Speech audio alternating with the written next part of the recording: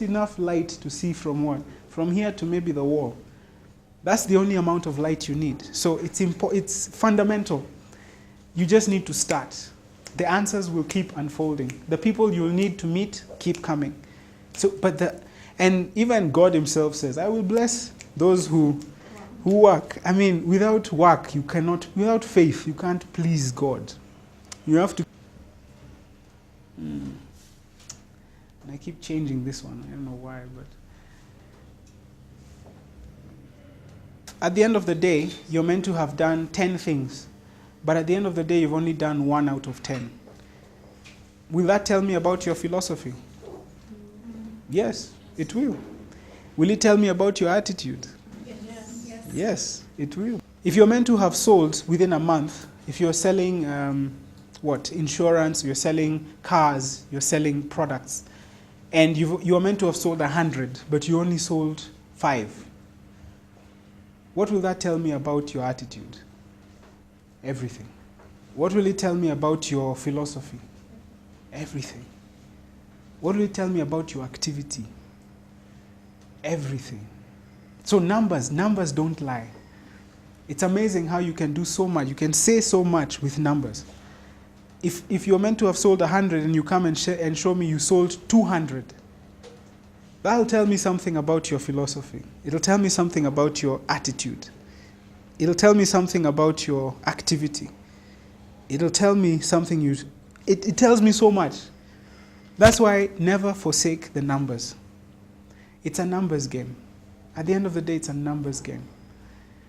So numbers don't lie, and keep those numbers to you, as in, let numbers talk to you.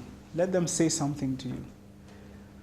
The number of times, even in a relationship, the number of fights you have, it says a lot. The number of friends you have or do not have. It speaks. Numbers talk. Nowadays, when I see a number, I don't just see a number. I see everything else around this number. 10 years from now, the numbers will be different. So make it your priority to focus on numbers as well. Numbers don't lie. If I sell 10 million of these, I have, and at a shilling each, I've made a profit of a shilling. That's 10 million shillings. That's a number. And I can use that number to show growth.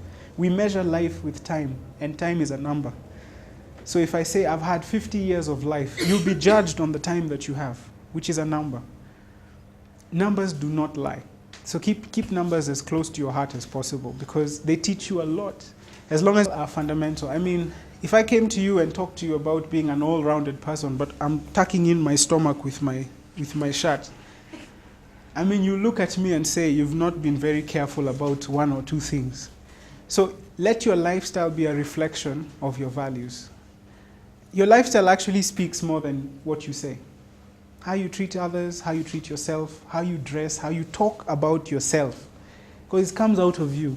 Anything that comes out of you came from inside you. So the importance of guarding your mouth, your mind, being careful that you should never react to something, but you should respond to it. You are the one in control. You're not a child. You're an adult who can control your emotions. Something happens to you, maybe you go into the hair salon, the hairstyle is not what you want. Respond. Don't shout. Don't react.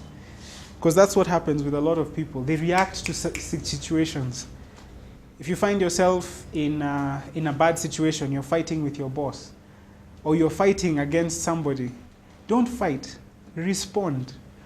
You have the power, but you don't give that power to somebody else. That governs so many things. In fact, it's amazing. It doesn't matter what the situation is. They will handle it with the same level of grace and poise as they would if it was success. In fact, there's a story about King Solomon and David. And King Solomon wanted to give David, his father, a gift. And he went to this goldsmith. He had asked the whole country, what can I give my father to remind him to be sober when things are very good, and to be encouraged when things are very bad? And nobody could answer that riddle. So he went round until he finally got to this old goldsmith. And this goldsmith was asked the same thing. I want to give my father something to remind him to be sober when things are very good and to be encouraged when things are very bad. And the goldsmith thought for a few minutes and he said, I know what you'll give your dad. Give your father a ring. And on that ring, write these words. These two